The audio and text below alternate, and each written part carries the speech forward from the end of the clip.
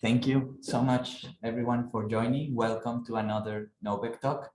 My name is Paulius. I am the Managing Director of the Center for Social Norms and Behavioral Dynamics at the University of Pennsylvania. And thank you for joining us in our 30th NOBEC talk. We will follow a very similar agenda than in previous occasions. I will give a very short welcome. Then we will have our pre-recorded video from our NOBEC early career researcher for today, who's Francesco Capozza from Erasmus University Rotterdam. And then we will have for 45 minutes our main talk for today, Dr. Kwabena Baah Donkor from the Stanford Graduate School of Business, and 15 minutes of Q&A at the end. As I always say, a reminder that the NOBEC Talks speaker series is organized by our Penn Center for Social Norms and Behavioral Dynamics. We are a research center at the University of Pennsylvania, which works with all types of organizations around the world to sustainably enact positive behavioral change. We do consulting, research, and training on many different topics where social norms and behavioral dynamics are relevant. If you go to this link, you can see our webpage with everything we do, our research, our working paper series, and so on. And if you scan this QR code, you can follow us on Twitter to see our updates. Yeah, so we've announced our spring-summer programming, as I'm sure you noticed in the reminder emails, and today our speaker for today was replaced. The rest for now is the same as before, with the addition of a date we now have confirmed for Erin Krupka from the University of Michigan for July 28. After July 28, we will stop for a while with our online talks because we will be preparing for our in-person NOBEC conference in October. And after the conference, we will resume the bi-weekly online talks. We will send you information about all that to your emails in due course. As always, you can visit our webpage or scan this QR code if you want to see the full programming, if you want to see the videos of the previous talks, and so on. And as last time, and as I just mentioned, we are very happy to announce that the NOBEC conference in person is back. It will be on the 13th and 14th October here at the University of Pennsylvania. The keynote speakers will be Michelle Gelfand from Stanford and Leonardo Burstein from the University of Chicago. And we will announce our call for papers and posters in the upcoming weeks. You can visit this link or scan this QR code. I will copy the link in the chat to get updates about the call for papers, registration, and everything else. A few ground rules. If this is the first time that you're joining our talks, please mute yourself if you're not speaking.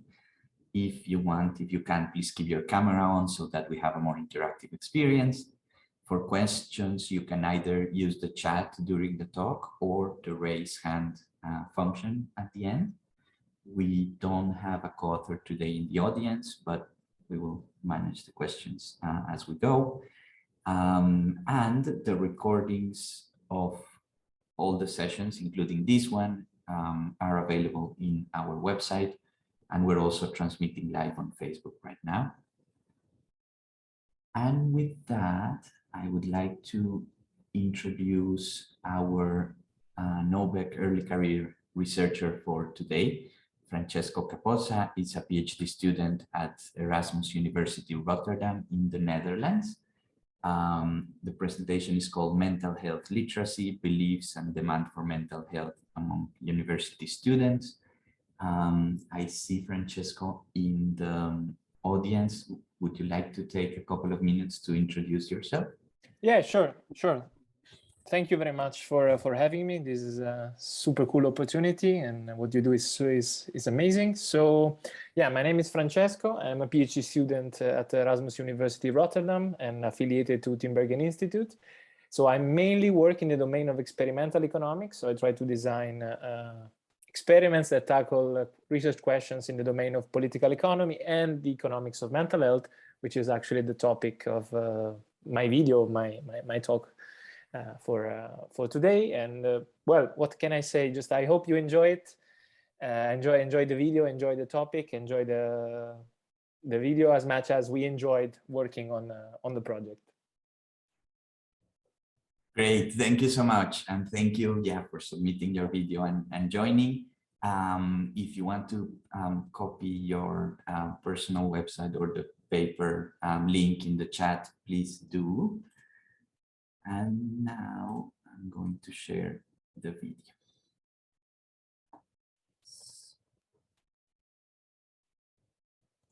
Hi, thanks for having me. My name is Francesco and I'm a PhD student at Erasmus School of Economics in Rotterdam. So this is a joint project with Michelle and Vaid titled Mental Health Literacy, Beliefs and Demand for Mental Health Support Among University Students. Now, the motivation behind this project is that mental health problems are quite common. So roughly 1 person out of 2 will experience in their lifetime some sort of mental health issues. And the pandemic has made these problems even worse. So for example, this headline from a Dutch newspaper highlight that there is an increase in suicide rate among young adults due to the pandemic. Now, the mental health problems actually have a strong tangible consequences in economic terms. So just to think about that, the cost of mental health illness in the European Union is estimated to be around 3.5% of the GDP. Now, it's urgent that people address mental health problems, especially in the universities. Why? Because there is a widely documented care-seeking gap among university students in the context of mental health. So basically, the university students who are in need to receive mental health care are actually those who are not looking for it. Now, the university and firms are promoting well-being services and apps to try to, improve the well-being of students and their workers, and these small steps have been shown to be overall effective. However, what we don't know anything about is what drives the demand for mental health support and whether we can increase it. Therefore, in this project, we study the effects of a mental health literacy intervention on care-seeking behavior of university students. We implement this intervention in a survey experiment that we fielded in a large Dutch university by leveraging a collaboration with student office and academic office in order to get a broadly representative sample of the student population. After the recruitment of the participants through a general email invitation and having collected the students' demographic characteristics, we have randomly allocated the participants either in the treatment group or in the control group. Now, the treatment group receives the mental health literacy intervention, which is a combination of information from the medical and the economic literature, in which we specify that mental health is not a binary concept, but it's more of a spectrum. And regardless of your mental health level, either simple steps or like psychologists are beneficial for you. Finally, we add that university students can benefit in terms of academic performances by improving their mental health. After the intervention, we measure the demand for mental health support, which in our context gets 2 variables. One is the willingness to pay for 1 month online subscription of a mental health app, and we implement this willingness to pay elicitation by means of an incentivized BDM mechanism.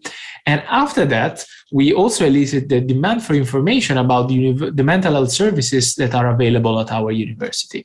Now, two main university services are available. One is the university psychologist, and the other one is the coaching service. Now, we ask the respondents to rank these two options, or the option to not get any information, from the most favorite to the least favorite. And then the participants knew that they would get the information about the most preferred option.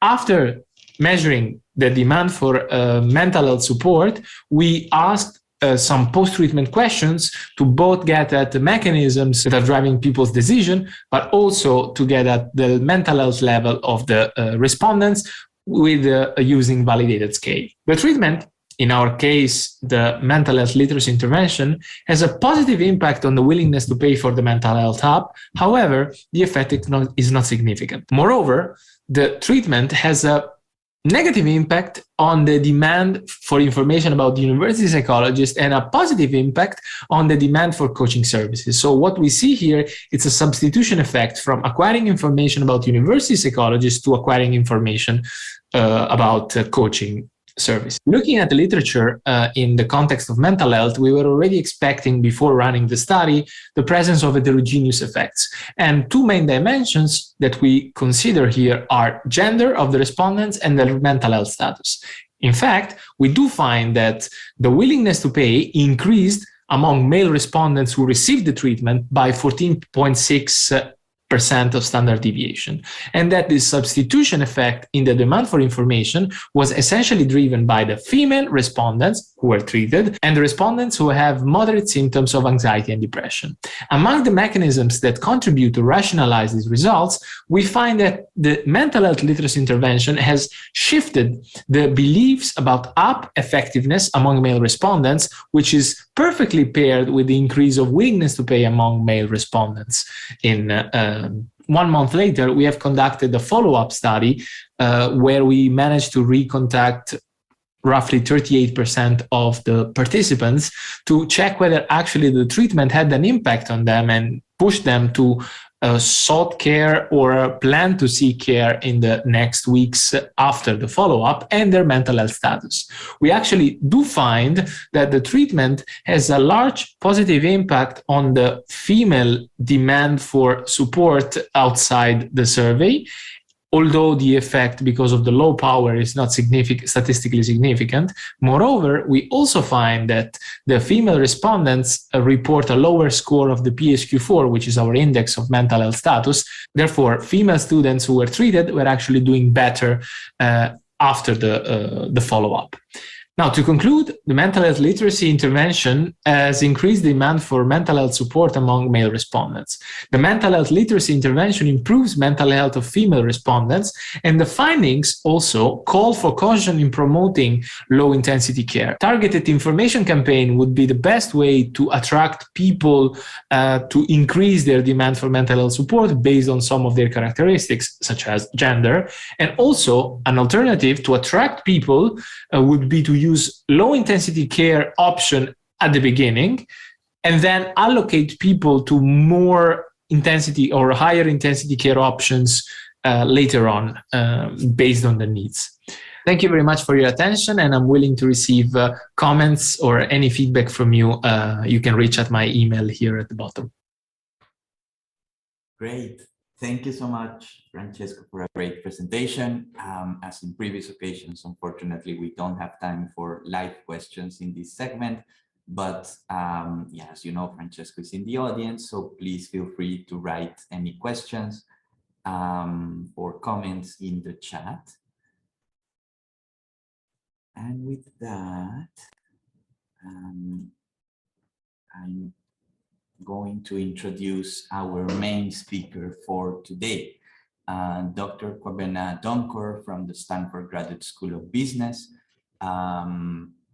Grew up in Accra, Ghana before migrating to the US. He received a BA and MA in economics degree from Hunter College in 2014, a PhD in agriculture and resource economics from UC Berkeley in 2020, and was a postdoctoral fellow at CIPR from 2020 to 2021. Before his studies at UC Berkeley, he drove as a New York City Yellow taxi driver from 2009 to 2013 and worked as a research assistant at the Industrial Relations section of Princeton University from 2013 to 2014. Kwabena's work combines theory, data, and field experiments to analyze the economic value and impact of social behavioral fundamentals, such as norm conformity and identity within the marketplace. And his work also analyzes how the design of policy levers, such as defaults, pre-selected options, and menus affect consumer behavioral choices and firm profits. The talk for today is called The Economic Value of Norm Conformity and Menu Opt-out Costs. And the moderator will be Dr. Eugen Demand, an associate professor of practice in behavioral and decision sciences here at Baah, and a core member of our research center. So thank you so much for joining us, and feel free to share your screen. Thank you, Paulius, for introducing that warm introduction. Let me go ahead and share my screen here. Can you all see my screen okay? Okay, perfect. Yes. Well, I'm grateful for this opportunity to present my work at NOBEC. Dr. Eugen, who's a co-author of mine and a friend of mine, has told me that this is a wonderful group, and we're going to get like really great comments and then feedback. And so I'm really looking forward to sharing this with you all, and also to receive your comments and then thoughts and any ideas that you think might be important that are probably missing in what I'm going to show you today. I think probably there's no reason for me to tell you why norms are important. This is a group that is essentially formed around people who think that norms or norm conformity it's a really important part of our everyday decisions, right? There's a reason why all of us on here are not wearing bikinis, because it's not the norm to come to a talk in a bikini. And so I'm not going to take so much time to convince you that norms are important. But today, I mean, the big picture that I want you to focus on as I go through this talk is to have the following question in mind, right? So what determines a person's behavior when a norm applies in a particular situation that they find themselves? And are these behaviors, do they have any economic implications, right? And so while we do know that norms matter, can we actually quantify the economic value of the actions that result as a result of adhering to norms, right? And so what are the determinants? What are the mechanisms, and how do we put some economic value on these mechanisms? And as I go along, I want you to have two main mechanisms in mind as I go through this talk. Again, I don't think that these mechanisms are new to this crowd, but what I do want to do is say, well, how can we value these mechanisms and put some economic value on these behaviors? And so the two mechanisms that I'm going to focus on here is that, what the first one is basically the beliefs or perceptions of what the norm is. So while people adhere to norms, what are their beliefs and what are their perceptions of what the norm actually is? And then the second mechanism that I want you to have in mind is that how binding is this norm, right? Or what is the cost of violating this norm? So these are the two main mechanisms that I want you to have in mind. So the talk is not going to be about telling you where norms come from, but we're going to take norms as given and then say, what determines a person's actual behavior when a norm applies. And then in those determinants, again, we're going to think about two mechanisms: people's beliefs or their perceptions about what the norm is. And then secondly, what is the cost of essentially violating that norm. So that's the big picture that I want you to have in mind as I go along here. And as you heard in the introduction, so I was a yellow taxi cab driver in New York City. You know, in undergrad, that's how I paid for undergrad. And I'm from Ghana, so it was very strange for me that I would drop a passenger off and somehow they would pay for the fare and then give me an extra $2, $3. And what was even more interesting is the fact that even when I had sort of like a negative experience with a passenger, somehow they still paid a tip, and the tip wasn't a terrible tip, right? They still paid a tip. So that was very confusing for someone who had just come from Ghana as to, you know, why are you paying me the fare and then adding something extra? And so maybe for the economists in the group, you know, classical economists, economics suggests that, you know, we're purely self-interested, right? But tipping is costly. You know, your fare is $10.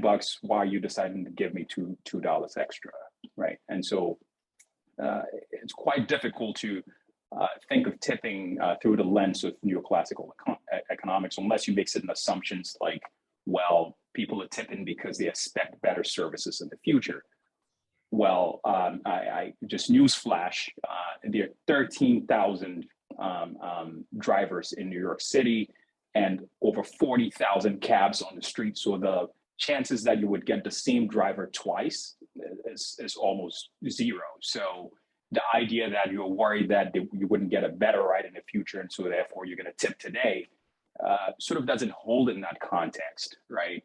And so this idea of, you know, I'm tipping because I want better services in the future doesn't really hold much water in the context of New York City taxi cabs. And so you would need a different phenomena to interpret why people are actually paying tips in yellow taxi cabs.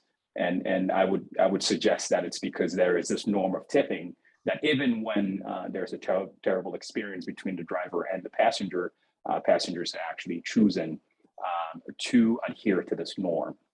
So the figure that I'm showing you here is the distribution of tips in New York City taxi cabs. And I'm sure most of you are familiar with, you go to your local coffee shop and you just buy a muffin that the waiter just grabbed, or whoever is there working just grabbed a muffin off a shelf and then just gave it to you, and then they flip around something that looks like an iPad and then ask you, hey, pay for your muffin here, and then it says, well, would you tip me 20% or 30% or 40%? And so what you're seeing in this figure here, these long or essentially the share of people at 15%, 20%, 25%, or 30%. Passengers in New York City taxi cabs were choosing out of these options. But it's also clear from this figure that not everybody chooses from those options, right? So, I mean, first takeaway from this figure is that, you have over 97% of passengers are voluntarily choosing to pay a tip, right? That's almost everyone who takes a cab in New York City. I have to caveat this because I only observe tips for credit card folks who pay with credit cards or debit cards. But from my experience, even when they don't do that, they're actually paying for their tip in cash, right? And so for the share of people at 0%, actually, some of those people are actually paying the tip in cash, right? And it's also important to note that these menu options, which I'm going to call default options, also have quite an influence on the choices that passengers are making. So about 50 to 60% of passengers actually choose out of these suggested options, right? And so again, going back to the two mechanisms that we talked about, we talked about one being people's perception of what the right thing or what a norm is, right? So here it's going to be people's perception of what the right amount to tip is, right? And so people have something in their mind about, what is the right tip to give. And then clearly that perception probably is also influenced by sort of these options that you show them, right? Because we see that when you show 15, 20, and then 25%, the average tip is about 17 0.45%. But then when you shift those options up to 20, 25, and then 30%, you actually increase what the average tip is, right? And so clearly people's perceptions matter. And then the second thing is this probably something to essentially, if you don't tip, maybe there's some norm deviation cost involved here, right? And so that's why we see over 97% of people actually engage in this action, right? Okay, so what I've done is I've already given you sort of the context within which we're going to be thinking about the talk, and let me just be more specific about the research questions that we're going to be thinking about today, right? And so, as I said, you know, within the tipping context, we're gonna think about the two mechanisms that I introduced earlier, and essentially what we're doing here is there's some trade-off to, you know, conforming to this norm of tipping. Given the drive of this extra $2, you could have saved those $2 for yourself for something else, right? So there's some trade-off with regards to conforming to this norm of tipping because you're losing money in the process, right? And so we're going to think about those two mechanisms that drives this trade-off. And then for the second question, for our talk today, we're going to think about, you know, how the design of the default menus that are shown to passengers affect your decision making. And with a figure that I showed you earlier, there's clearly a change in the way people tip depending on the menu that you show them. And then we're going to conclude by thinking about, you know, how norms essentially impacts consumers or folks who conform to this norm, and you know, it also impacts firms. There's a reason why now almost every single coffee shop that you go to, or even a flea market, they're showing you these iPads that gives you these tip suggestions. There must be a reason why it's popping up everywhere, and so we're going to think about, you know, how these options are impacting the profits that firms are making, and also impacting consumers and the decisions that they're making around tipping. So these are the three questions that we're going to be thinking through as we go through the talk today. Okay. So what's the contextual relevance? You know, you might think of tipping as, okay, well, maybe it's not a huge part of the economy and maybe it doesn't matter. I'd like to submit that that's actually not the case. And the statistic that I'm giving you here is from 2011, that annual tip revenue just from restaurants alone.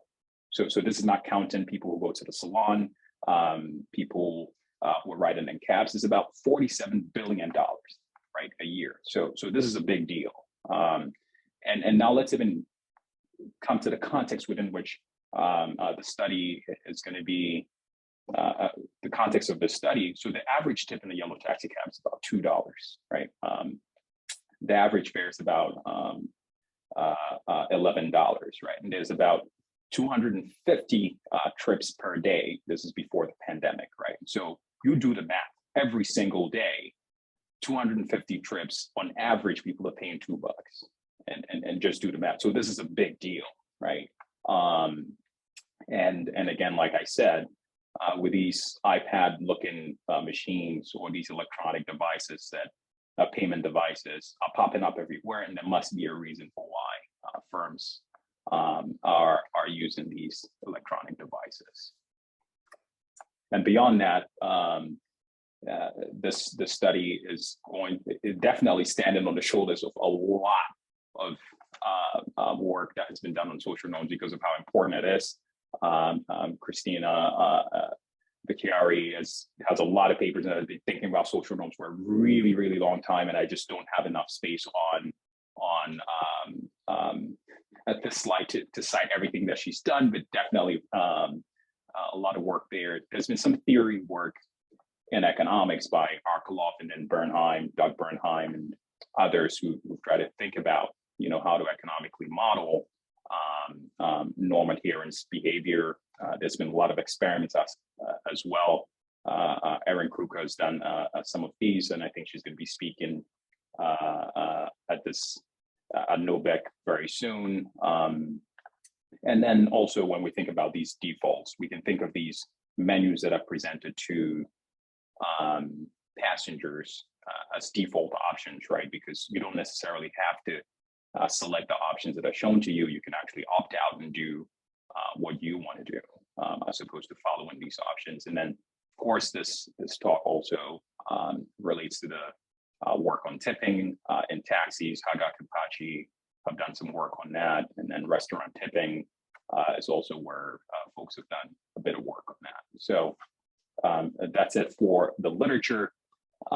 So what are we going to do today? I'm going to talk a little bit more about the context, and then I'm going to just show you some stylized facts, I think, which are very striking and would help us think about how people adhere to norms. It would help us to be able to quantify or think about a way of quantifying how valuable these norms are to consumers. And then I'm going to talk about a way of modeling this mathematically. I promise you, I'm only going to show you 4 slides that has equations on there, and you know, I'll do my best to I think the model is quite simple, and I'll do my best to sort of break it down, because I think it's going to make a lot of sense when we combine the stylized facts that I show you early on to the model, and the model is going to help us sort of think through how to economically quantify these objects that we've talked about. And I'm going to show you the results, and then we're going to talk about welfare and then menu design. So that's going to be our roadmap for the rest of the talk. So now let's jump into the context, and then let me show you these 3 facts. I'm really excited about these facts because it just jumps out to you as to what's happening here. Okay, so you know, we're talking about over 1 billion yellow taxi cab rides between 2010 and 2018 where people are tipping, right? And just to give you a sense of how things work in a yellow taxi cab, once you jump in a yellow taxi cab in New York City, you owe the driver $2.50, right? So that's the entry fee. And once you're in a cab, for every 1/5 of a mile or every minute that you spend in the cab, the meter goes up by 50 cents. There are also taxes and then surcharges or tolls that may apply depending on the time of the day or whether you cross a bridge or not.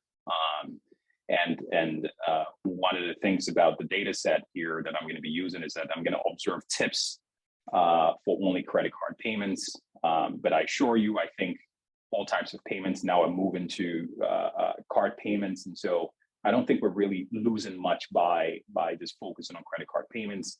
I mean, another attractive thing about credit card payments is that you don't have to worry about having change, right? So if you just had cash and you were paying for something, then it becomes difficult as to whether we can really think about exactly how much you wanted to give. But you know, these credit card payments and these digital machines actually give you a way of like really breaking down and paying exactly how much you wanted to give and not worry about not being able to break bills.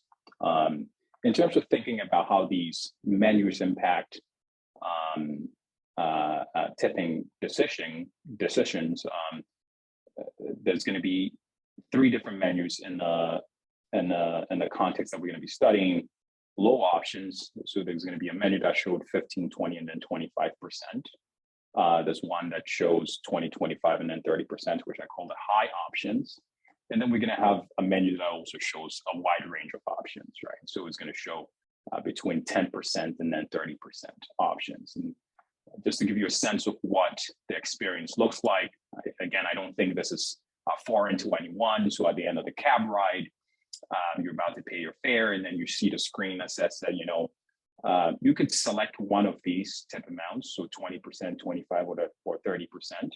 But if you don't select these amounts, you could either choose 0 to not tip. But if you're going to tip, then you have to type in the exact dollar amount that you want to give, right? So you could see how if you're thinking of the tip as, you know, some percentage and it's 18%, now you have to figure out what 18% of $12.66 is, and that's quite difficult to do, right? So you could, I mean, what I'm trying to suggest here is that there's going to be some cost involved.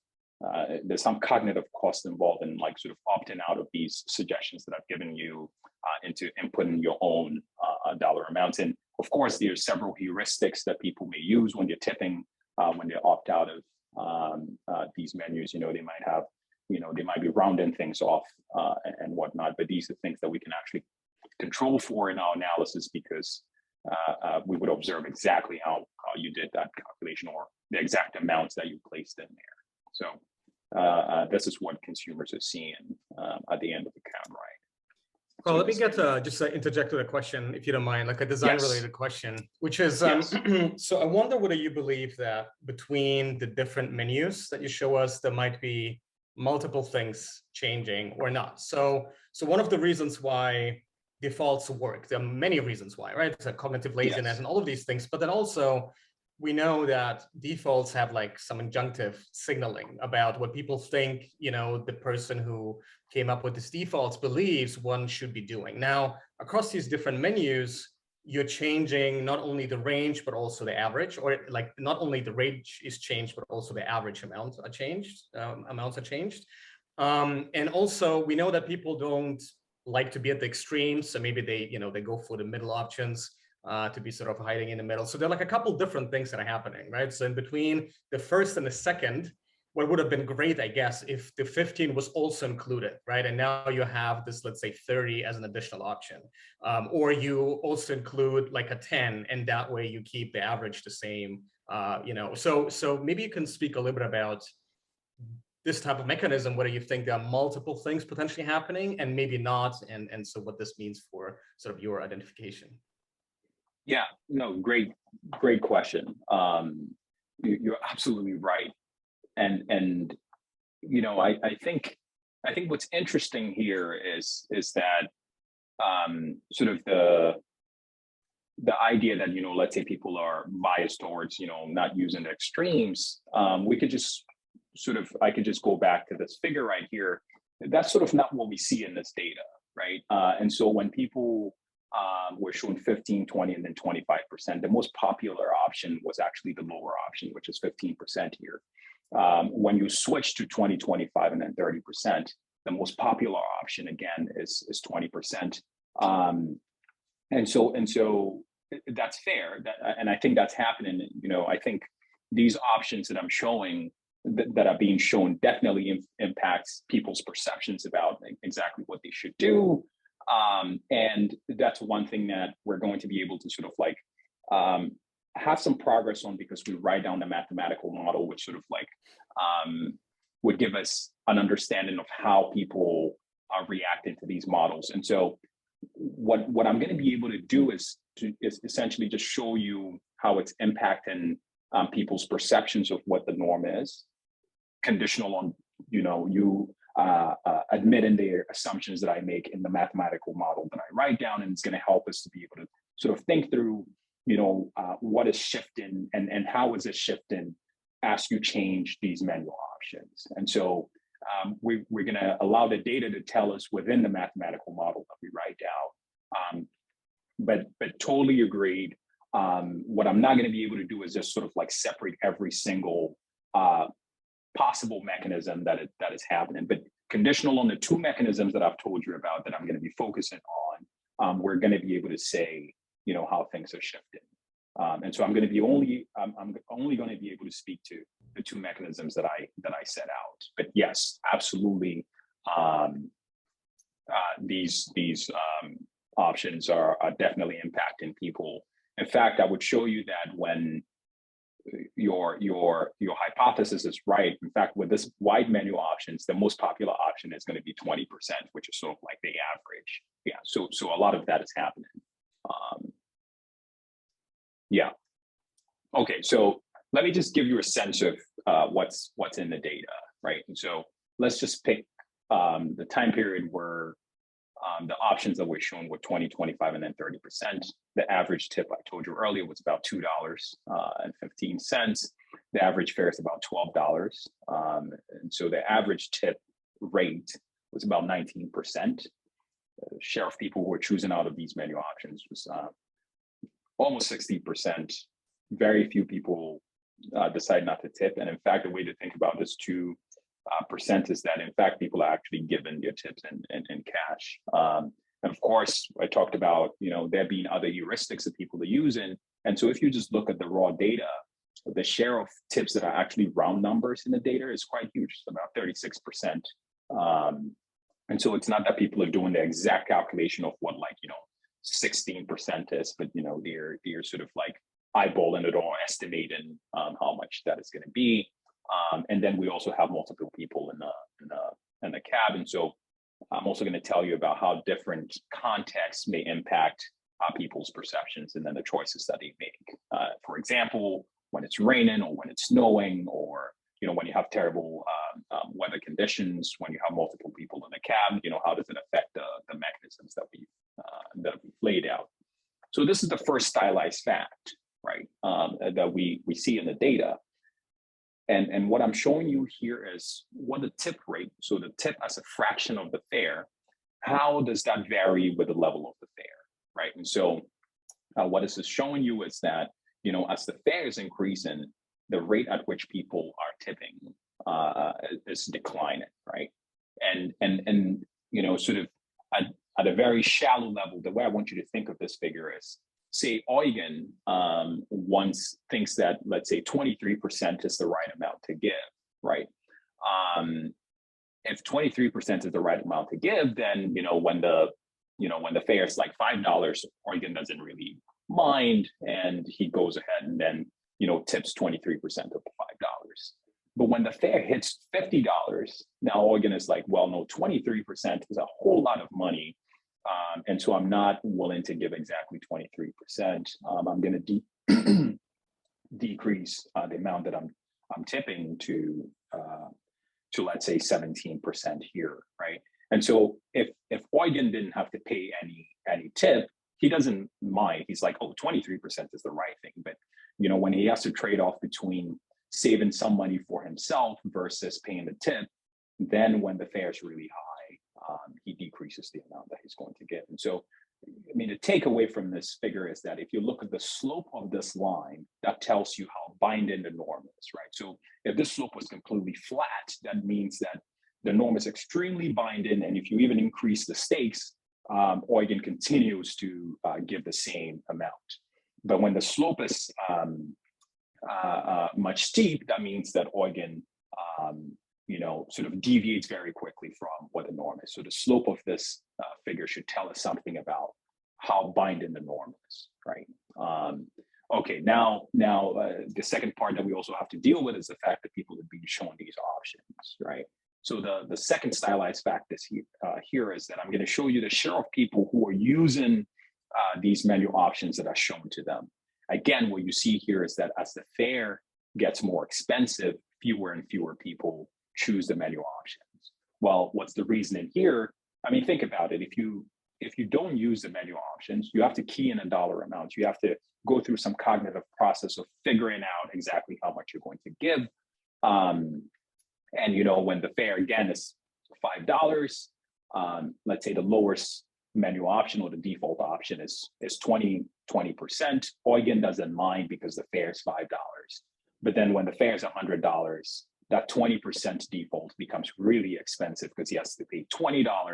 And so he's like, well, it's worth it for me to actually do the math and figure out how much I want to do, as opposed to sticking with these menu options that are shown to me, right? So that's how I want you to think about this figure. And so essentially what's going to help us pin down what this cost is we're going to compare folks who select the default options versus those who don't as the fare is increasing. Is going to give us a sense of sort of putting the dollar amount on how that cognitive process, essentially the willingness to pay or essentially how much it costs to do the calculation versus sticking with the menu options. So that's the second stylized fact. The third one, I'm not going to say so much on it today, but the idea is to convince you that, in fact, doing this calculation is difficult for people. So one hypothesis is, look, if people are thinking in terms of percentages, then it clearly should be easier to compute what your percentage is if the fare is a multiple of 10, right? It's easier to do these calculations on multiples of 10. And so here what I'm showing you is, look, when the fare is $10 versus when it's $10.50 or $9.50, people are more likely to do the calculation when it's a multiple of 10. The same is true at 20%, 30%, not so much. but 40%. So you see this pattern. So this calculation cost, for me, this figure is suggested that is what is driving people when you stick into the menu versus none. And so, well, again, to your question, it's not just even just the perceptions that people have, but also whether people want to actually compute exactly what they want to tip versus not. So, okay, so this is a part where I want everybody on board. If you just give me about 5 minutes, let's just walk through this model a little slowly, and I think it's going to pin down essentially how we want to think about the decision making that people are making here. And so let's just set up the model. I'm going to make 3 claims here that people value consumption, right? And so instead of Eugen giving the $2 to the driver, he would also love to save it for himself to let's say buy lunch later on. So he values his money. And then secondly, well, Eugen tips, right? And so clearly there must be something shameful or he doesn't want to look like a cheapskate. And so therefore when he is in the cab, there are some costs to him actually deciding not to tip, right? So and that's the second claim that I'm going to call the norm deviation cost, right? So when you decide not to follow the norm, there's some psychic cost involved, right? And then the third claim here is that, opting out of the menu that is shown to you requires expending effort, right? Because if you don't use the menu options, then you're going to have to figure out what you're going to do, and that requires effort, some cognitive effort in the process. So these are the 3 claims that I want to make before we go into the math. And if you just hold on with me within the next 4 slides, we're going to make this concrete in the way that we're thinking about it. Okay, so the first thing that we want to think about is that I'm going to define what a norm is for this context. So Eugen gets into the cab, and Eugen, I hope you don't mind me using you as my person here. Okay, so Eugen gets into the cab, at the end of the ride, and then Eugen says, I think that the right amount to give is, let's say, 20%. I'm going to call that thing that Eugen has in his head as the ethical ideal tip, right? But it's a personal ethical ideal tip, which means that it's idiosyncratic, right? What Eugen thinks is the right thing is completely different from what I think is the right thing at the end of the ride, right? So it's going to be different for different people.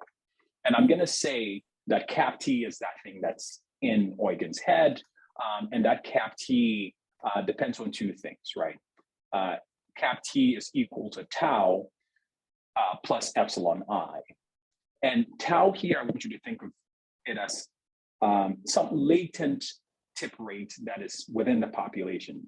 What I mean by that is, if you ask Eugen what the right amount to tip is, if you ask me, and if you ask everybody else, and we took an average of what our answers are, is going to be this tau value here. Epsilon I here is essentially, how Eugen's ethical ideal tip differs from mine, right? So epsilon I here belongs to Eugen, I have mine, and everybody has theirs. And then when we take the average of tau, cap Ti here, we get tau, and that's what I'm going to call the norm. So the social norm here is essentially the mean of the distribution of cap Ti, right? And again, as Eugen mentioned earlier, tau here may depend on the defaults that are shown to you, right? Or the context of the decision making. And I think I talked about this earlier. Epsilon I here reflects the subjective ethical considerations, right? So Eugen might be more altruistic than I am. There might be some warm glow in the process, experience, and other unobserved observations that's going to be captured in this epsilon I term here. Now, this is the second slide, so just stick with me. We have 2 more to go. So this is how I want you to think about the consumer's problem. Eugen has an amount of income that he has. We're going to call that WI here. What Eugen wants to do at the end of the cab ride is to decide how much he's going to tip in percentage, right? And so the assumption that I'm going to make here is that people tip in percentages, right? Why am I making this assumption? It makes the math much easier. And then secondly, given the options that are shown to passengers in the cab are given in percentages. So we're sort of like priming people already even to think about tips in percentages. And I would submit that if you go around and then ask what's the right amount of tip, even within the audience who are listening in right now, I believe people are going to give answers in percentages. So that's why I'm choosing percentages as the way to model tips, right? And so WI here is income. Little ti here is the tip rate, right? So that's some percentage. Fi here is the fare, the taxi fare. And so if Eugen decides that little ti is 20% and then the fare is $10, then the tip that he pays is $2, right? And now this second object here is what I'm going to call the norm deviation cost, right? And so Eugen, in his mind, his ethical ideal tip, which is cap ti, is what he thinks the right amount is. But then if he actually decides to give the driver little t, which is smaller than what he believes to be the right amount, he incurs the psychic cost that I'm calling the norm deviation cost. One might think that, okay, what if the person tips above cap ti? I'm going to address that in the next slide. Essentially, what's going to happen is if you decide to tip above cap ti, that new amount that you think, that new amount becomes essentially cap ti. So it's sort of like redundant. And the math is going to bear out on the next slide. And then this last component here is what I'm going to call the menu opt-out cost, which is just simply if you decide not to use the menu, there's going to be some cost or cognitive cost that you have to incur.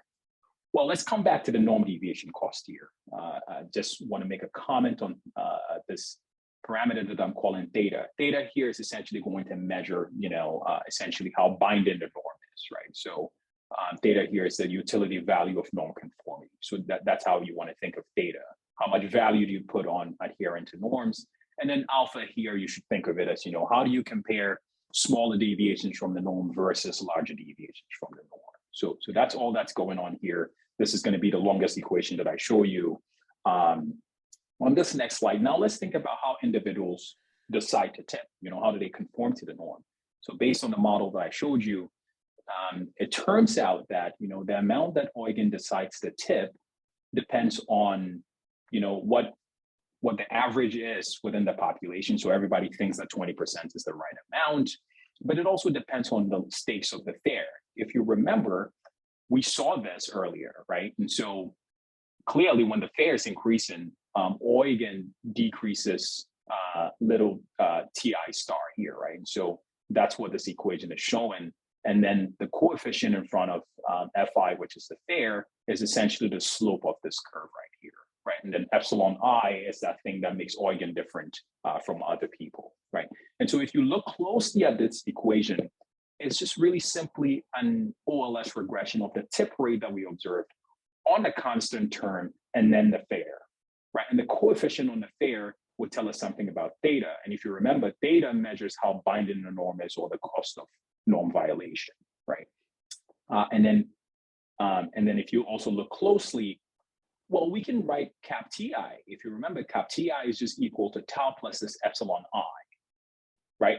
Well, when we run this regression, an OLS regression, we can just get the constant term and then augment it with the residuals that we have. And what we have done is now that we have the population distribution, we essentially have the distribution of people's beliefs. So even though we do not observe what's in Eugen's mind, even though we do not observe what people are thinking about within the population, if you would grant me that we should think of, if you would grant me the assumptions that I'm making in this particular equation here, then we can say a lot. We can both say what the what I defined as the norm is, and we can also recover the distribution of what people think about. Remember, the two mechanisms that we really wanted to focus on was essentially people's perceptions of what the norm is, and that's what we're going to get here. We're going to get it from the constant term augmented with this epsilon I term. And then we also talked about, well, how binding is the norm, that it was the second mechanism that we talked about. And then the coefficient on the fare is going to tell us something about that. So essentially, this is sort of like the money slide right here, that if you would grant me these assumptions that I'm making here, which is basically that the norm here is this average within the population. And then if you agree with this mathematical form, then essentially what we see out of the data is going to tell us something about these two mechanisms that we talked about earlier. Okay, so now let's just talk quickly through how people decide to choose between the default menus that are shown to them versus doing their own calculation. Well, I'm going to make an assumption here. Let's see. And the assumption that I'm going to make here is that you're going to choose a non-menu tip, right? You're going to do your own calculation if and only if the benefits of doing so exceeds the cost of choosing a default tip. Again, what you want to have in mind is the bill is $100. Or again, it's like, how difficult is it for me to compute 18% of, let's say, $96? Is it worth it for me to do that versus actually choosing, the 25% option, right? And so that's the assumption that I'm going to make here. And if you agree with this assumption, it's going to give us a very sharp prediction from the model that we wrote down. And that prediction is the following: that customers actually use a rule of thumb when you're tipping, when you're deciding to choose from the menu or not. And that rule of thumb is that you choose a non-menu tip if and only if the fare is above some threshold, right? And so the way to think about it is, I get in the cab, if the fare is only $5, I don't mind, hey, I'm not gonna try and figure out what 17% off $5 is. I'm just gonna choose 20%. But when the fare hits $100, then I've crossed that threshold where I'm like, okay, it's worth it for me to do that calculation, right? And so that's the sharp prediction that comes out of the model if you agree with this assumption that I've made here, that people choose a non-menu tip if and only if the benefits of doing so exceeds the cost of choosing the default option.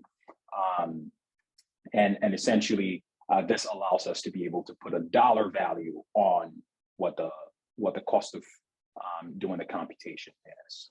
Right. And well, let me just again, probe real quick what the model sort of says and does not say. And I actually don't want to take away too much time, just that you have time to show the results in the remaining couple of minutes. But just for clarification, it's in line with a question that was asked in the chat, which is, if you think about the paper that John List and colleagues have about the Uber tipping, right? We see a very interesting difference between what they find and what you have in the data, which is you have very few people who never tip, and they have this humongous amount of people that never tip, right? And so what this tells me, and that relates to your cost equation, is that there's this level of image concerns that is taken away the moment you are not observed when you decide to tip, right? And so in Uber with the app, I tip, they never know, they don't know how I rate them. So in your context, this image concern is there, right? So people know that this person will see how much you gave.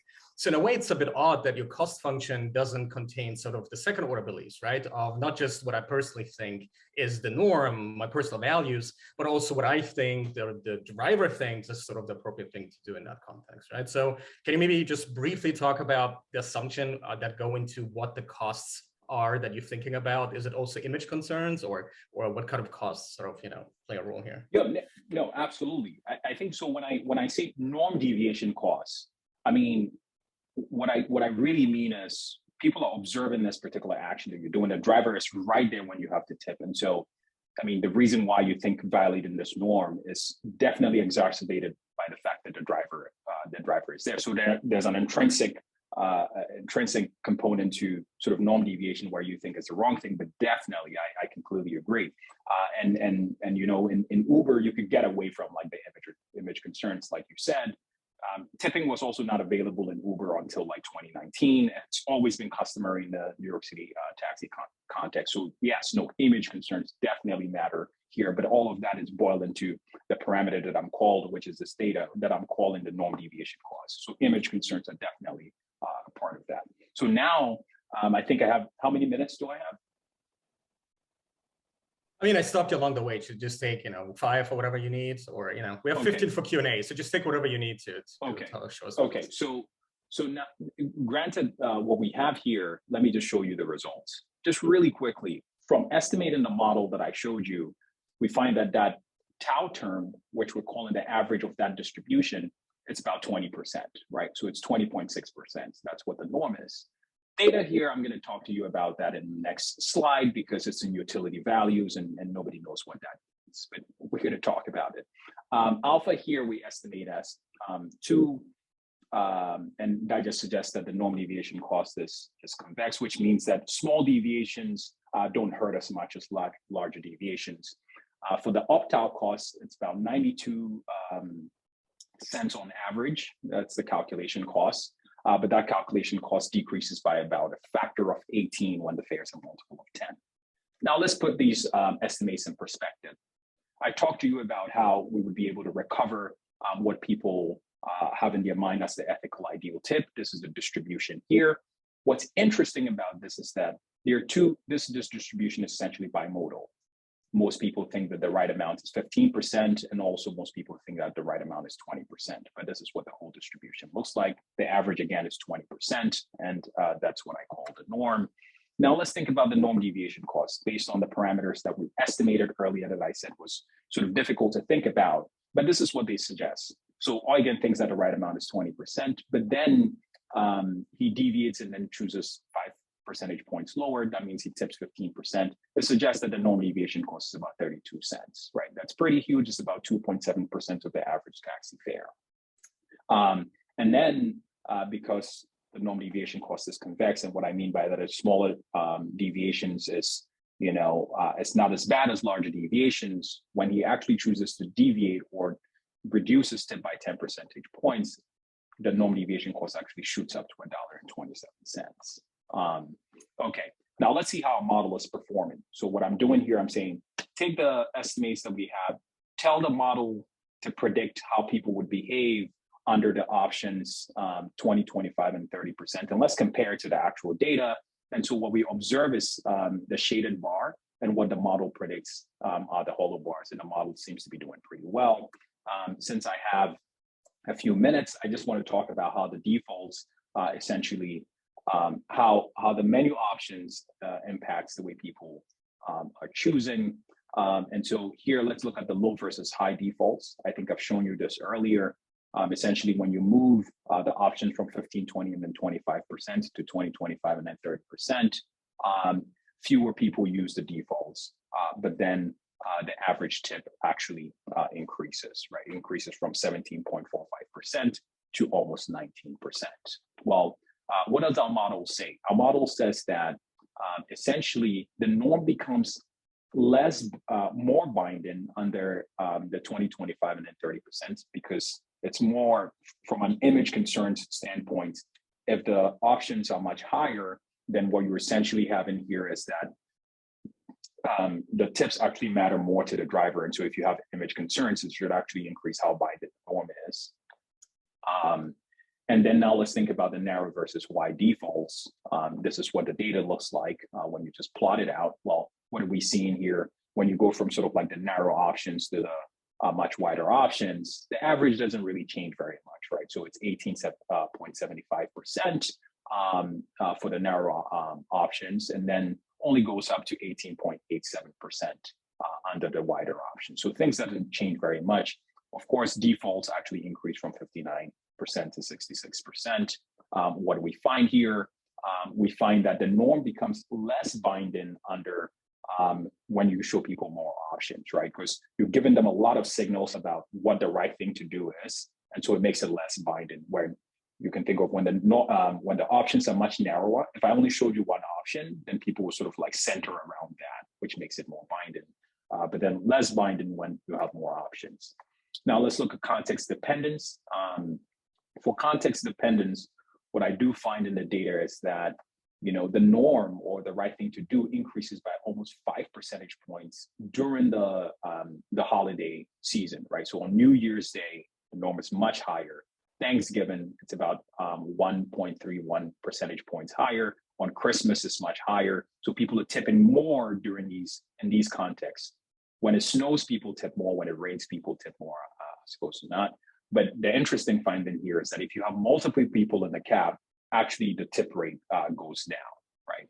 And then the norm actually becomes less binding. The way I'm thinking about it is this, if you have multiple people in the cab, then nobody really feels the personal responsibility of adhering to the norm. And so that's what's happening here. I think it would be good to sort of end here. And the last thing that I want to sort of say is that essentially the norm, from a welfare standpoint, the options that are shown to passengers definitely impact the choices that you're making. What I showed you earlier was that even if you show them higher options, it actually increases the average tip, but then it decreases the number of people who are using the options. And so when I use my model to predict, say, what would be sort of the revenue maximizing set of options to show to passengers, the model suggests that you should show 21, 27, and then 33%. But then you could also ask the same question and say, what options would increase consumers' welfare the most, which means that it would reflect what they want to do. And so therefore, they will be more likely to use those options and avoid the cost of computation, right? And so if you want to increase consumers' welfare, what the options that you want to show is 9, 15%, and then 30%. Essentially, per every ride, if you use these metrics, you would increase welfare per trip by 74 cents. And so again, I think I would end here and say that the 3 takeaways, if you didn't get anything from this talk, I want you to have these 3 takeaways in mind. So yes, we do know that norms matter, but now let's put an actual economic value on that. And we find in this different context that norm adherence motives have a very significant economic consequence. The norm is about 20%. 5 percentage point deviation from the norm comes at a cost of like 32 cents. A 10 percentage point deviation comes at $1.27. That's huge. It's about almost 11% of the average taxi fare. Menu opt-out costs are also important. These cognitive costs or processes that are going on in our minds come to about a value of almost $1. And there are also significant welfare implications for default menus that, depending on how we design them, it can really improve people's welfare, or firms can also abuse it and use it to extract a lot more profits from consumers. Well, thank you very much, and looking forward to your questions. Great, thanks so much. Very impressive stuff, and I know the paper has so much more to show, so everybody go and check out the great paper. So there were some comments in the chat. Arvin had a couple questions, and I think most of them were answered along the way. Maybe Arvin, if you have something additional that you want to just ask, just feel free to unmute yourself and just fire away. No, not really. My only question was with respect to the wage equations, like wage was mentioned in the equation. It was either with respect to the perception that the rider has as to what it's going to cost for the taxi ride prior to taking the taxi ride itself, or is it with respect to the budget that the agent or the individual has for the entire night out, or for whatever excursion that the agent has? Yeah, great question. This model doesn't distinguish between exactly how the agent comes to think about, what is the right amount to tip. The way to think about this is, you get to the end of the trip, because you don't know exactly what the fare is going to be at the end of the trip. You could definitely have a budget for exactly how much you want to give, but then depending on let's say if you entered the ride and then it happened to be a much shorter ride, then this sort of cap TI that you carry in your head, you're more likely to sort of abide to that norm, which will still stay within your budget. So if people have a very specific budget before entering the cab, yes, I could see how that would probably impact exactly how much they would want to give, even if they would have liked to give more. But their budget constraint essentially doesn't allow them to do so. But yeah, this model would not speak to the case where you already came with a set amount of dollars that you wanted to give. Great. So while there's no other question, in the meantime, let me ask something, which is, I was really impressed with your analysis of the context dependence, which I think makes a lot of sense. And I don't recall seeing that in a list paper, right? Maybe they have that analysis of, when tipping varies according to the dates. I don't recall that. But what would be great, and I don't think you can pin that down, right, is whether people just feel more generous, let's say, on those dates, or whether they think the writer needs it more. In a way, you said when it's raining, they're giving more, so they appreciate the risks that people are taking, right? And so if you had this no image sort of concern condition, right, where it was just purely anonymous, I think you could actually differentiate between those mechanisms. Now, since you don't have that, it would have been, an alternative would have been if you had the data on the money, like just giving this as cash, because then in a way you could argue that probably when you're giving cash, this is when image concerns are the highest, right? And giving, paying credit card is maybe a little bit more distance. Now you don't have that either. So I don't know if that worries you at all in your paper. Maybe you say, you know what, I see this as it's an empirical result. I don't really know which of these exact mechanisms it is. Like, how do you treat these results sort of in the context of your paper? Yeah, no, that's fantastic. So in the list paper, my reading of that paper is that we get a lot of descriptive sort of analysis of how generally people tip, right? I think how this paper differs from the list paper is basically, let's say, let's be very, very intentional about thinking about the decision-making processes and see if we can actually put some economic value on that, right? And so I would say the punchline really from this paper is saying, okay, can we find a way to essentially back out how people perceive what this norm is supposed to be? And of course, that comes with a lot of baggage with it, because it varies when it's raining, when it's snowing. And as you said, we can't pin these things down. But to the extent that we sort of are willing to accept the assumptions in the model, we can go we can go quite some ways in sort of like, estimating this unobserved distribution, because we don't know what people have in their minds. But then if we sort of submit to the assumptions here, then we can go quite some ways by saying, okay, this is what the distribution looks like, conditional on the assumptions that we've made. And not only stop there, but also ask the question, how binding is this thing? We know norms bind, but really by how much? That's a question that's really difficult to answer, because people adhere to it, but it's in context where, number one, it's really difficult to measure what a norm is. Like, how do you even start measuring that and putting like an actual value on that? Number two, once you've done that, how would you be able to actually value how binding the norm is? And so that's sort of like the punchline of this paper is to actually put values on these objects that we know do matter a lot, but it's really difficult to measure. So you should think of this paper as sort of like a measurement exercise of these objects that have been worked on for a really long time, but it's just really difficult to sort of measure, right? And so, yes, when it comes to snowing and when it comes to raining and all these like difficult contexts that impact the way we react, this paper cannot say for, definitively that, this is exactly what's going on or not. So I want you to think of those results more as correlational, but given that we understand sort of like how norms work, as you said, you realize that the driver is taking some risks by driving in terrible conditions, and you want to compensate them for taking. That's a story. We cannot pin that down exactly with the analysis here, but it's at least suggestive. And I agree with your the way you're thinking about it. What we can do, though, is that we can take those conditions and say, based on the model, can we say that the norm is more binding here, which is if a person is taking a risk, then I really, really should tip, right? So that is something that this paper can speak to. It says people are the norm is more binding when it's raining and when they're terrible conditions. So that's the extent to which this paper would speak to that. Yeah, no, I definitely see a lot of added value that you have beyond the list paper. So I was just probing sort of these other results that you show, right? So yeah. Are there any more questions in the audience?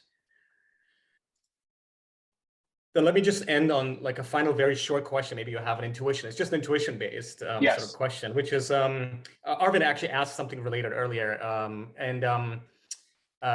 so we know that defaults work, and you showed us what are sort of the optimal defaults to like welfare implication, all of that. There's this other thing that happens often when you go like pay at CVS or something. They ask you, do you want to round up?